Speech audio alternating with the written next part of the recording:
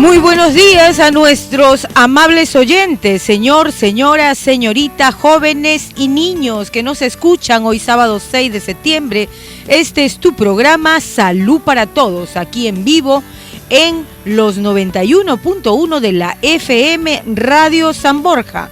Quien les habla, su servidora Rocío Quispe García, los acompañará en esta hora dedicada a tu salud y la de tu familia, porque ya sabes, más vale prevenir que medicar.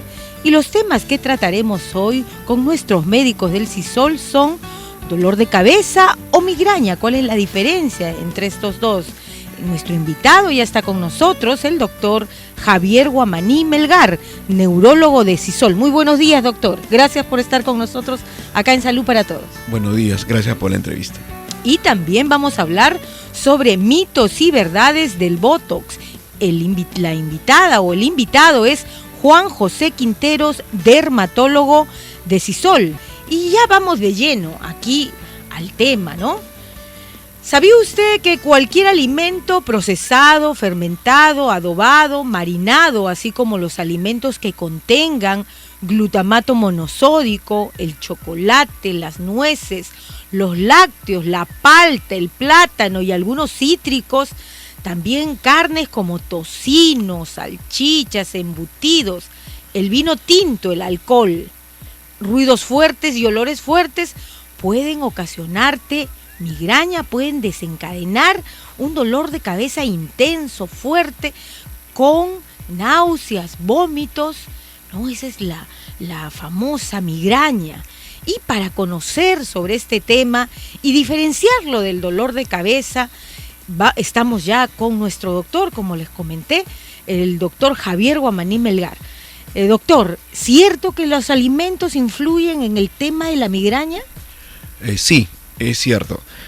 Primeramente, para hablar de cefalea, que es el dolor de cabeza, una definición principal, ¿no? Hay dos tipos, unas primarias y unas secundarias. Las primarias son aquellas que no tienen una etiología específica, por ejemplo, un tumor, una meningitis, ¿no?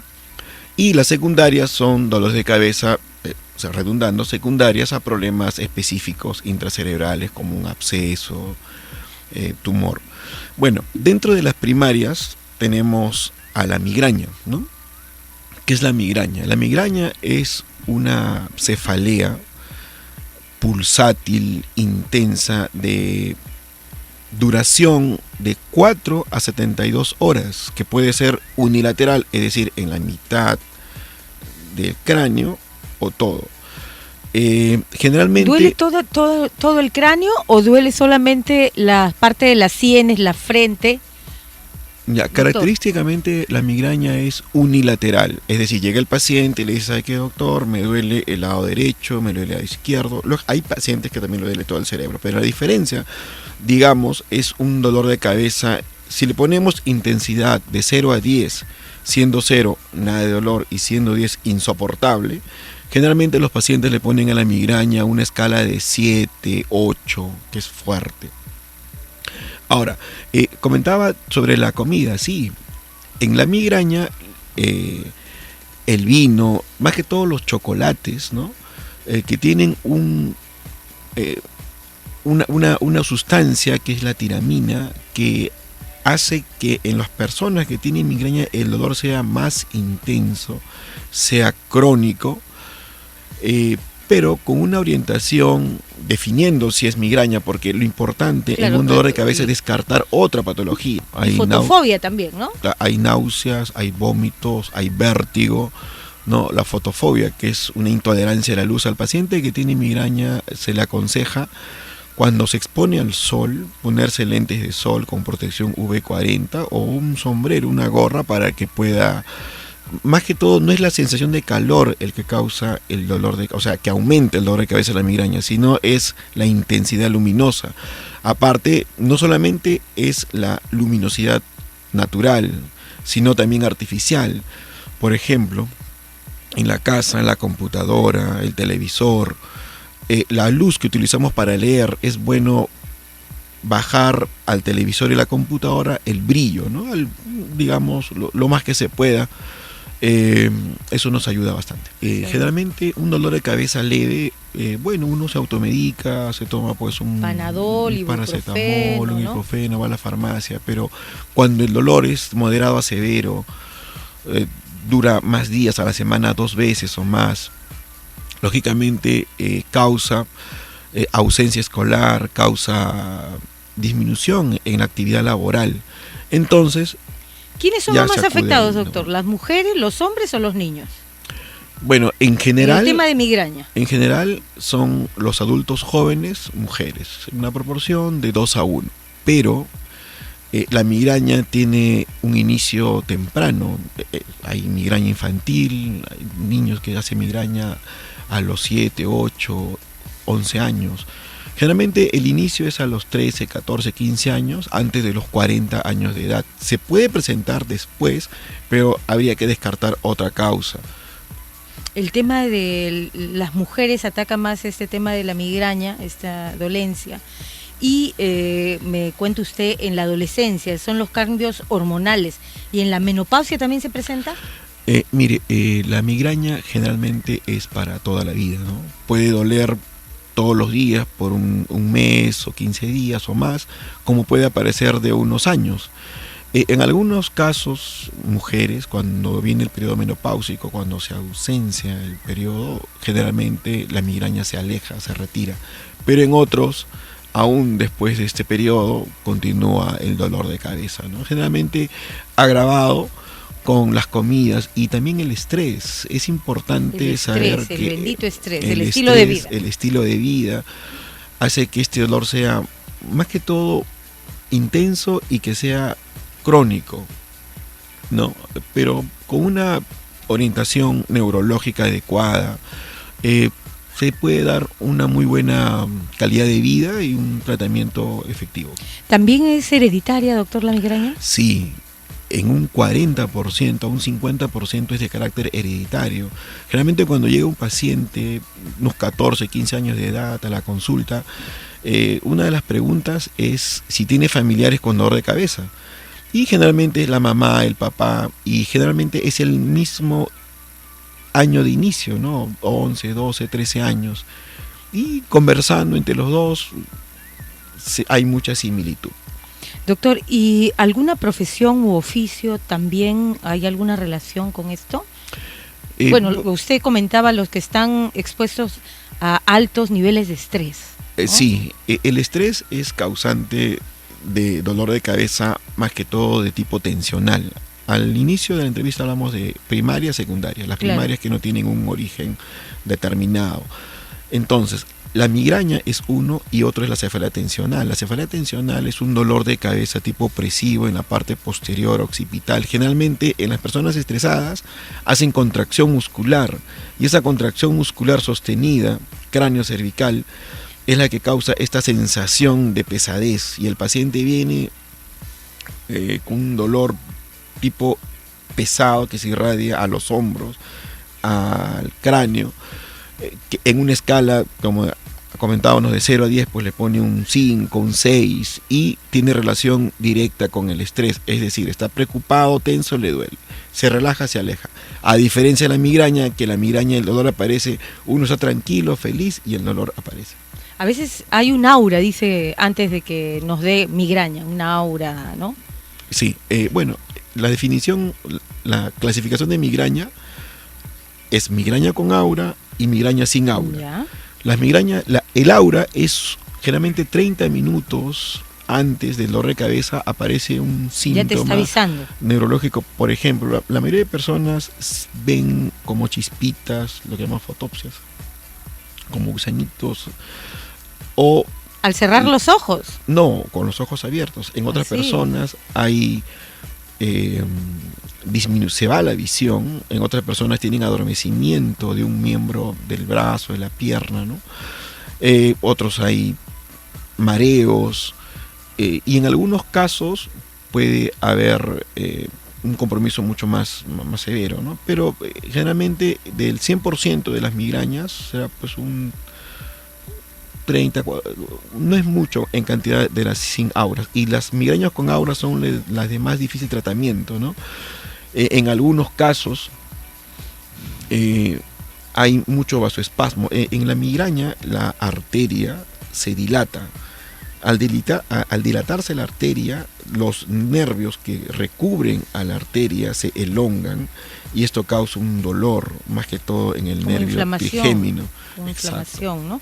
Doctor, ¿y qué exámenes de laboratorio, tomografías, resonancias se hacen ya para un diagnóstico? ¿Tú sufres de migraña o es clínico nada más? Bueno, lo primero es la clínica, es el examen neurológico exhaustivo, ¿no? Ya conversando con el paciente nos da casi un 80% del diagnóstico, ¿no? Pero si el paciente tiene más de 40 años, ¿no? Si no tiene antecedentes familiares de migraña, es bueno en algunos casos tomar un examen de imagen, tomografía, resonancia magnética, ¿no? Es importante. ¿Cuándo acudir al médico, doctor? Porque acá hay mucha automedicación. Uno le duele la cabeza, va a una farmacia, a una botica o a la tienda de la esquina y se compra analgésicos indiscriminadamente, ¿no? Con la orientación del farmacéutico o del que atiende ahí, que a veces ni siquiera es profesional de la salud. ¿Cuándo acudir al médico? ¿Cuándo es grave este tema? La recomendación es, por favor, en todo momento. Hay cefalea, hay dolor de cabeza. Bueno, si no hay neurólogo, a nuestro médico más cercano, él lo va a poder orientar. Un dolor de cabeza puede ser una tensión, preocupación, pero puede ser el inicio de algo más grave. De otro más grave que con el debido tiempo se puede orientar y dar solución. Tenemos una llamada, doctor. Aló, muy buenos días. Gracias por comunicarse acá con Salud para Todos. Adelante con su consulta.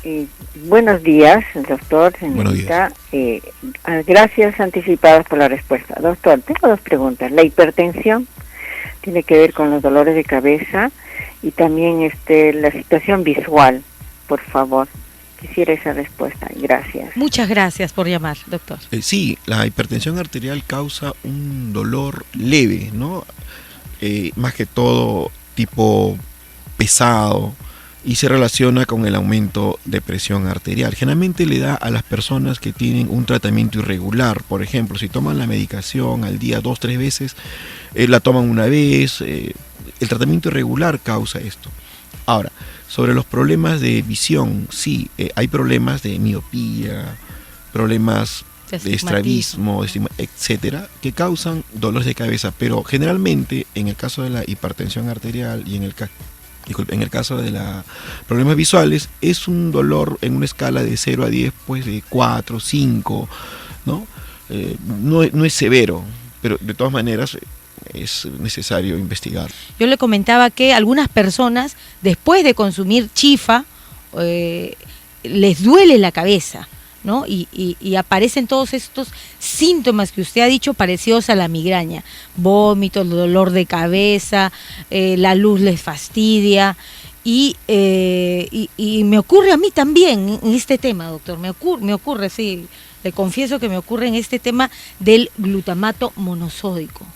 Bueno, la comida china es muy deliciosa. Es riquísima. Algunas personas que sufren de migraña aumenta el dolor. Generalmente es por el sillao, ¿no? El sillao es un componente que a las personas que tienen migraña aumenta el dolor. La recomendación es no ponerle sillao, bueno, no sé qué tanto sabor será sin sillao, claro, pero ¿no? En lo posible al mínimo de sillao o no ponerlo.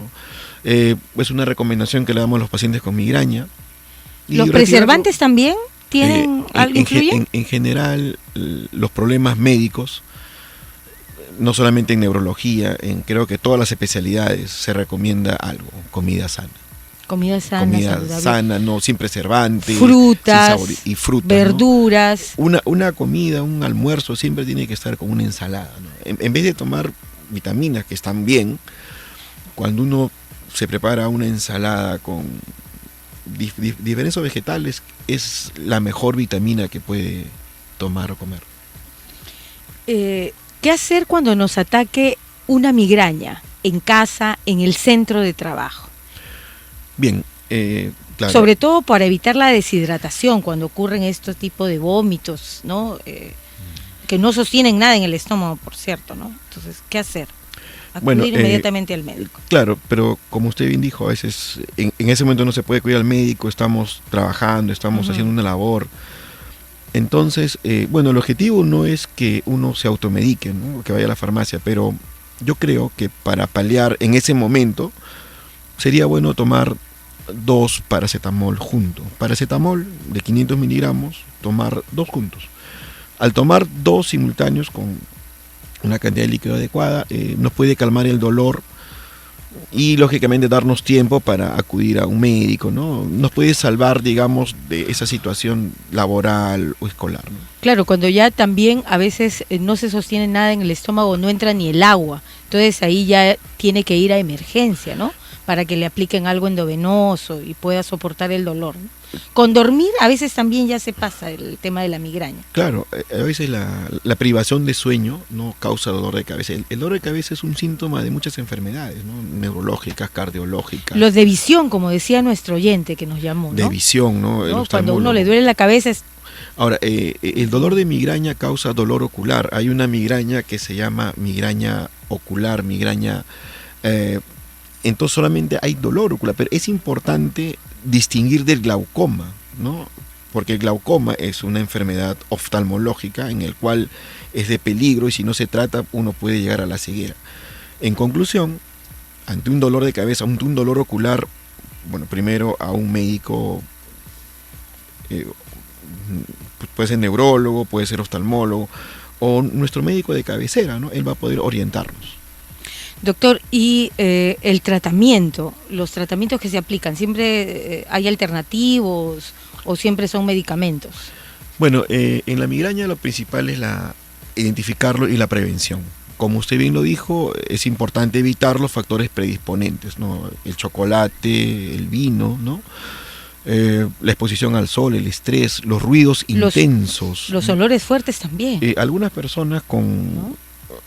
Perfumes, en fin, gasolina. He tenido pacientes que al comer plátano les causa un dolor de cabeza. Lógicamente, no digo que el plátano sea el causante, pero he tenido 2 o 3 pacientes que relacionan, doctor, cuando como plátano. Entonces hay varias sustancias, ¿no? En las cuales...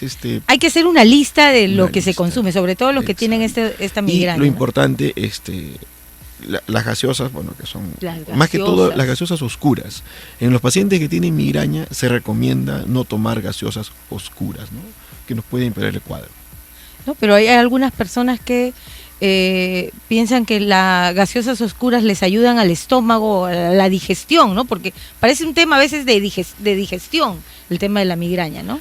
Influye el tema del estómago con el dolor de cabeza también. Les cuento que hay síntomas que anteceden a la migraña en los niños. ¿Ya? Los niños de 6, 7, 8, 9, 10 años que van a hacer migraña o que hacen migraña a los 13, 14 años, generalmente empiezan con síntomas como dolor abdominal, ¿no? Crónicos y son causa de consultas gastroenterológicas pediátricas por dolor abdominal recurrente. Otro que es un síntoma que probablemente este niño puede hacer, no digamos que Tony va a hacer migraña, es un síntoma que vemos en pacientes que hacen migraña probablemente. Otro síntoma que vemos en los niños es el vértigo. Los mareos en los niños es poco, casi no se ve, pero en algunos niños que después han hecho migraña, un signo que se antecedió fue los vértigos, el vértigo posicional benigno, ¿no? Intensos. Doctor, ya terminando de hablar de la migraña y el tema de cefalea de cabeza, que se diferencia de la migraña, ¿no? Usted dice que es un dolor tensional, ¿no? Que va desde los hombros, ¿no? El cuello. Ese es diferente a lo que ocurre con lo que estábamos hablando con la migraña, ¿no? Claro, en la consulta neurológica, generalmente de unos 10 pacientes, un buen porcentaje, un 60% es por cefalea, y de ellos la cefalea tensional por estrés es una de las más comunes. Bueno, a todos nos ha pasado, ¿no? Generalmente cuando hay mucha carga laboral, problemas que cada uno tiene, uno segrega una cantidad de catecolaminas, ¿no? Y eso hace que el músculo haya contracción muscular. Esa contracción muscular generalmente aparece en las regiones del cuello, hombros, en otras personas pues en la cintura, donde hay más masa muscular. Y la persona cuando en algunos casos siente como pequeños bultos en la cabeza, doctor, tengo como pequeños bultos, esos bultos son el mismo músculo craneocervical que se contrae y causa esta sensación opresiva, pesante, lancinante, que como comentábamos tiene relación directa con el estado tensional. No, ¿sabe qué, doctor? Más me duele cuando estoy tenso, preocupado, pero cuando me relajo se va el dolor. ¿Y le dan relajantes musculares o tratamiento de terapia física? Bueno, lo primero que yo recomiendo a mis pacientes es, si uno tiene más carga laboral, tiene que tener más distracción, tiene que tener más reposo. Muchas veces por querer aumentar nuestros ingresos económicos. Digamos, trabajamos más y descansamos menos, nos divertimos menos, pensando que eso va a aumentar nuestra economía, pero a la larga esto causa problemas médicos. Es importante mantener el equilibrio, trabajo, descanso. Mientras se mantenga ese equilibrio, muchas enfermedades no van a aparecer. ¿Y en el tema de la terapia física para la contracción de los músculos es necesaria? Lógicamente cuando hay contracción muscular, un masaje, ¿no?, por un familiar o si no en un médico rehabilitador, es muy ¿El tema de la acupuntura también sirve? Mire, ejercicio, tai chi, claro, todo yoga, todo método en el cual uno se distraiga, cause relajación, bienvenido. Hay algo anecdótico que yo he visto en las personas de provincias, y sobre todo nuestros padres pues vinieron de provincia y nosotros ahora somos limeños de segunda generación. Ellos cuando les dolía la cabeza, yo he visto que se jalaban una parte del cabello del centro como una especie de chucaque, le decían, ¿no? Y se jalaban, salía un conejo, una especie de conejo, y dijeron, me pasó. ¿Eso claro resulta? Como anecdótico. Como anecdótico, generalmente la cefalea tensional es por contracción del músculo y a veces un pequeño jalón hace que actúa como un método relajante para descontracturar el músculo. ¿No? Sí, decían, no me ha dado chucaque, y se hacían un cabello y los veía y les pasaba el dolor. Sí. Y es importante también la sugestión. Tenemos pacientes con cefalea tensional o otros problemas que es psicógeno, o sea, no hay ninguna causa orgánica y simplemente le damos unas pastillas que son de azúcar. Como placebos. Como placebo, ¿no? Sabe que esto tome al día 3 veces por una semana y a la semana viene recuperado. Entonces es importante mucho sentirse bien, ¿no? Doctor, ya sus recomendaciones finales para cerrar la entrevista. Bueno, ante todo dolor de cabeza, acudir al médico, no darle la importancia de vida. Si no hay neurólogo, nuestro médico de cabecera, ¿no? Y toda atención primaria, toda prevención es mucho mejor que el mismo tratamiento. Muchas gracias, doctor Javier Guamaní Melgar. Gracias por acompañarnos aquí en Salud para Todos, doctor. Muchas gracias. Muchas gracias.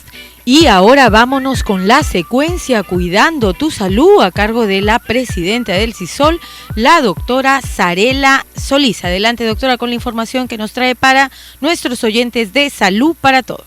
Buenos días, Rocío. Esta vez hablaremos sobre un tema que preocupa, la diabetes. Una enfermedad silenciosa que cada día va en aumento y según cifras de la Organización Mundial de la Salud, se encuentra dentro de las 10 enfermedades que tienen la mayor tasa de mortalidad. En esta semana el Ministerio de Salud informó que solo entre enero a julio de este año se han reportado 65.000 nuevos casos de diabetes mellitus tipo 2. Lo peor es que, siendo una enfermedad silenciosa, los síntomas recién se evidencian en una etapa avanzada y es ahí donde la mayoría recién acude al médico. Se estima que alrededor de 1.300.000 peruanos tendrían esta enfermedad. Sin embargo, la mitad no lo sabe y no recibe ningún tratamiento.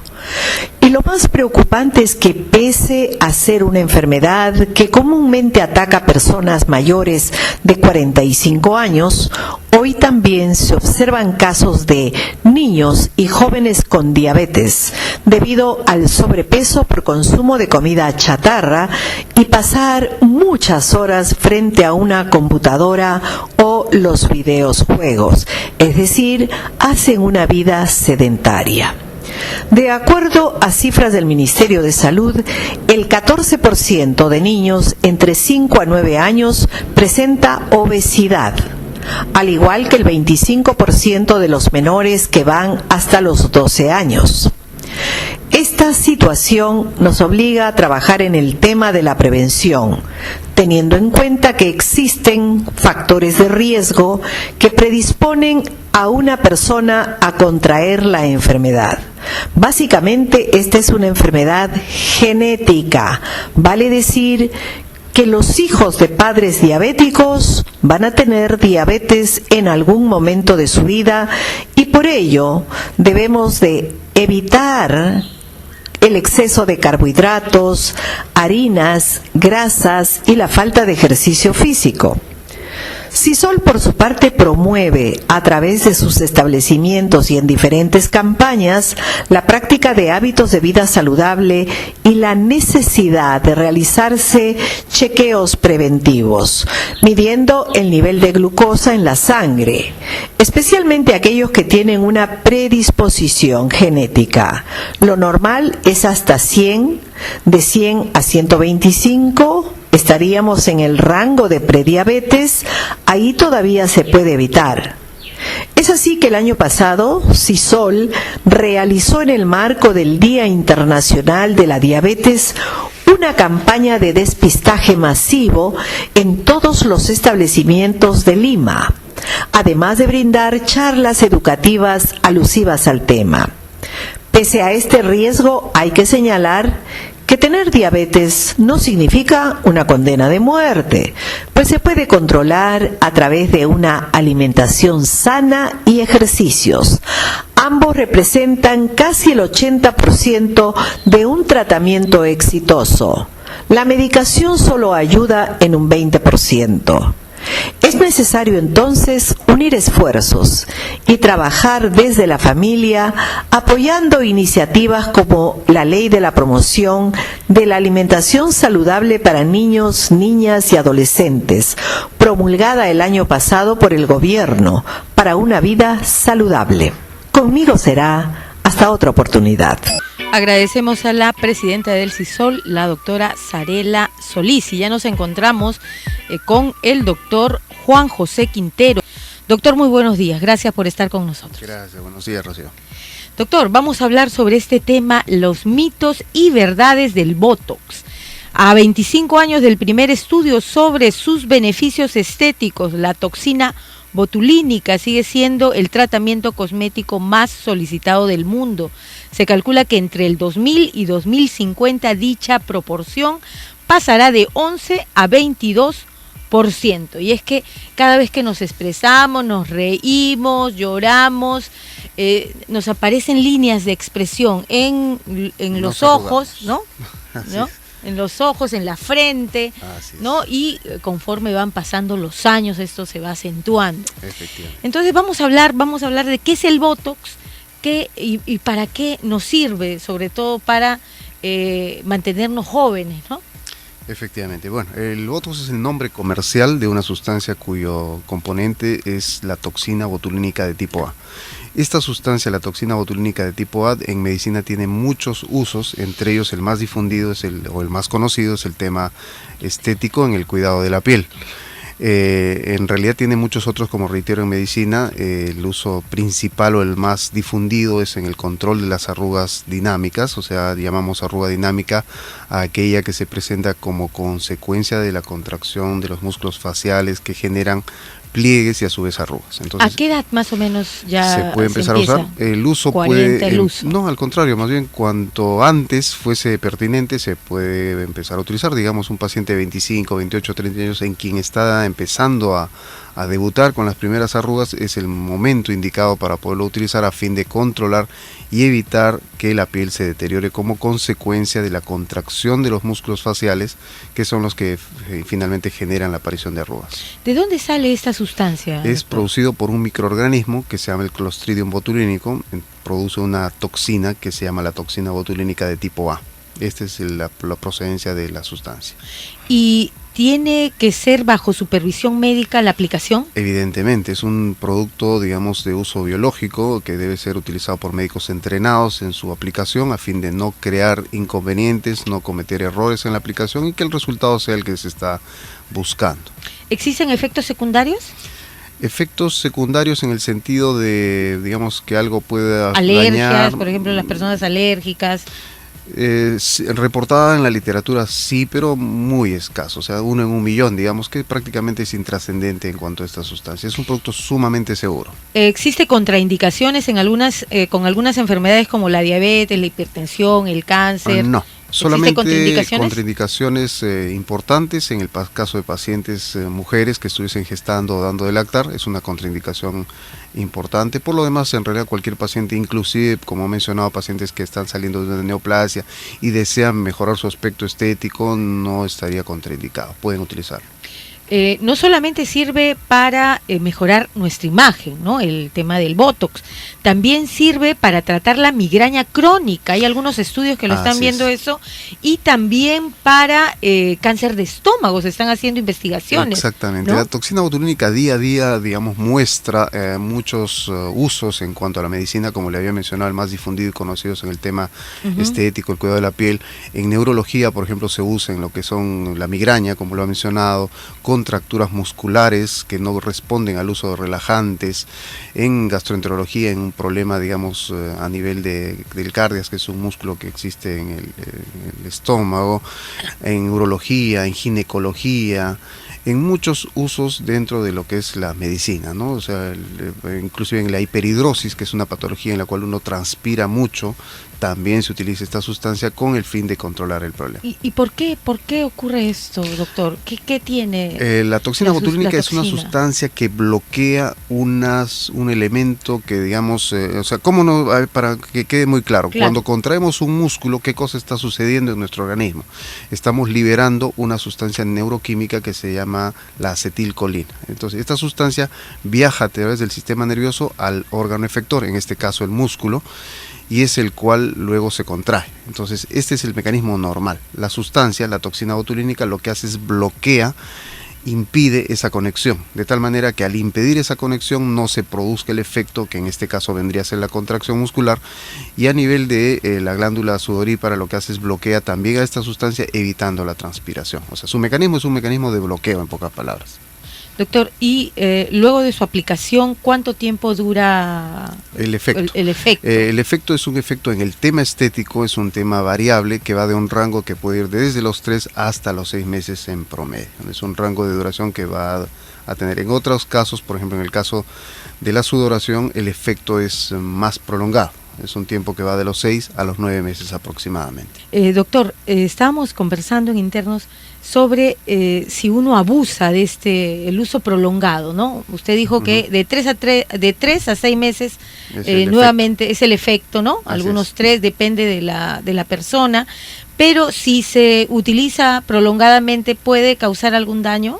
¿El rostro puede perder En movimiento? realidad no, o sea, cuando se usa prolongadamente quiere decir que lo vamos a utilizar por largos periodos de tiempo, siempre y cuando se aplique en los puntos adecuados, de la manera correcta, conservando ciertos gestos, porque también un rostro extremadamente inmovilizado es antinatural.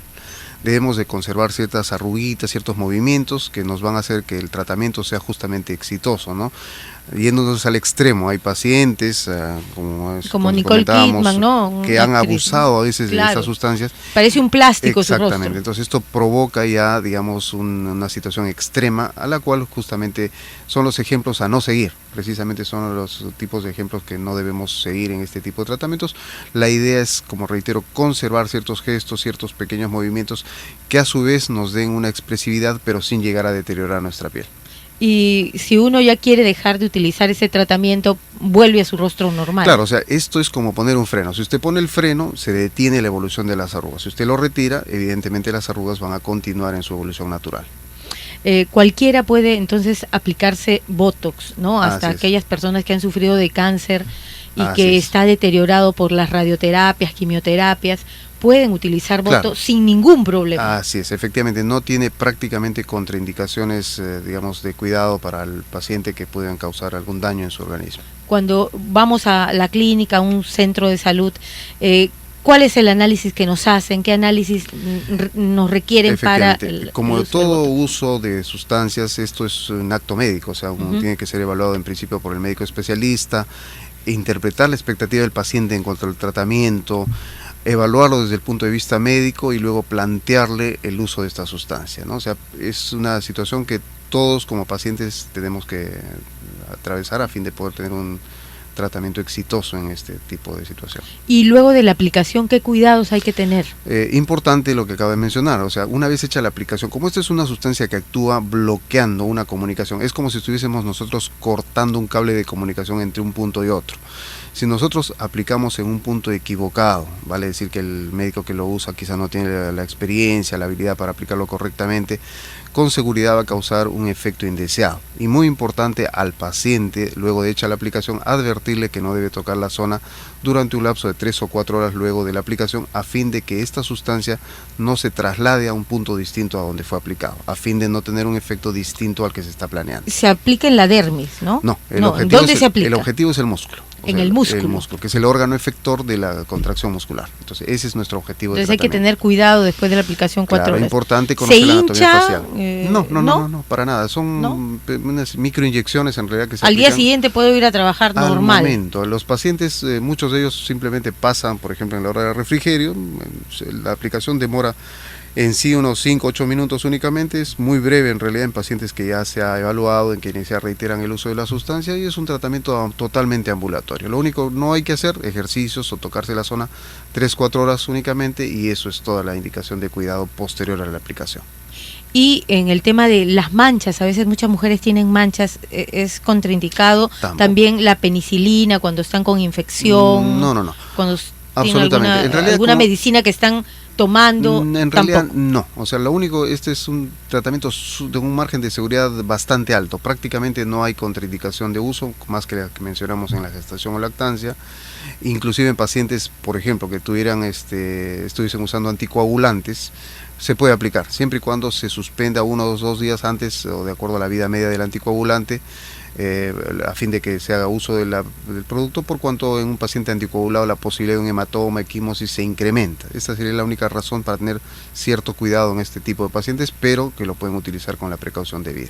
¿Se aplica en el rostro, en el cuello también? Se aplica en el rostro, se aplica en el cuello, se aplica en otras zonas, como mencionaba en el tema de sudoración, en las axilas, en las manos, ¿no? O sea, hay varias otras zonas en las cuales también se utiliza la sustancia. Doctor, muy interesante lo que nos dice, así que las personas no tienen por qué temerle a esta aplicación del Botox si quiere verse mejor, más joven, y no hay edad, ¿no? Para muy importante, ¿no? Reiteramos la evaluación médica, importante el médico clínica, que lo va a atender, que sepa interpretar su expectativa, porque hay que tener muy en claro qué es lo que el paciente está buscando, a fin de poder brindarle lo necesario con esta herramienta de trabajo, digamos, que es una de las existentes y que es la de mayor uso, por cuanto prácticamente casi lo necesitamos, diríamos todos, ¿no? Para evitar las arrugas. ¿Y los costos son muy altos, doctor? No. Son costos bastante al alcance. La toxina botulínica actualmente ha reducido mucho sus precios en cuanto se refiere, porque el mercado también se ha expandido y la capacidad adquisitiva también ha mejorado, y eso permite acceder al costo del tratamiento, que en realidad no es un tratamiento caro, es un relativamente accesible a prácticamente casi toda persona que pueda invertir un poco en su cuidado personal. Muchas gracias, doctor, muchas gracias por haber estado, por habernos acompañado, y ya para que se despida, tiene el micro, doctor. Bueno, nuevamente reiterando el agradecimiento y haciéndoles saber que este es uno de los tratamientos más solicitados a nivel mundial y el que mejores resultados ofrece en cuanto al control de las arrugas por movimiento. Sobre todo el beneficio también adicional en otras enfermedades que se está dando, efectivamente, ¿no? así los podemos ayudar. Y así llegamos al final de Salud para Todos. Gracias por su sintonía. Nos reencontramos el próximo sábado aquí en Radio San Borja, los 91.1 de la FM.